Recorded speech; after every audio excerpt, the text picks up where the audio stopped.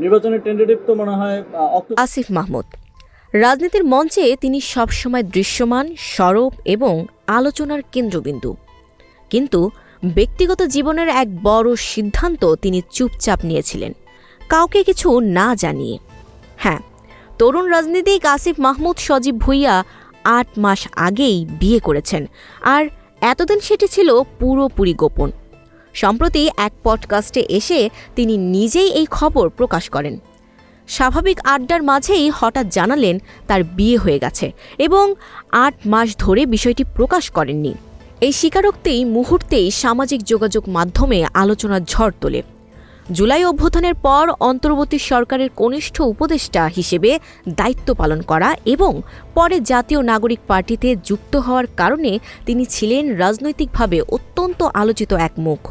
তরুণ বয়স, সক্রিয় উপস্থিতি এবং অনুসারীদের আগ্রহ সব মিলিয়ে তার ব্যক্তিগত জীবন নিয়েও কৌতূহল ছিল তুঙ্গে।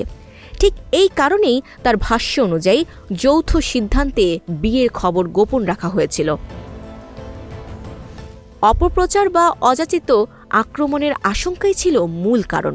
সবচেয়ে চমকপ্রদ তথ্য হল, সামাজিক যোগাযোগ মাধ্যমে পরিচয়ের মাত্র ২৫ দিনের মাথায় পারিবারিকভাবে তাদের বিয়ে সম্পন্ন হয়।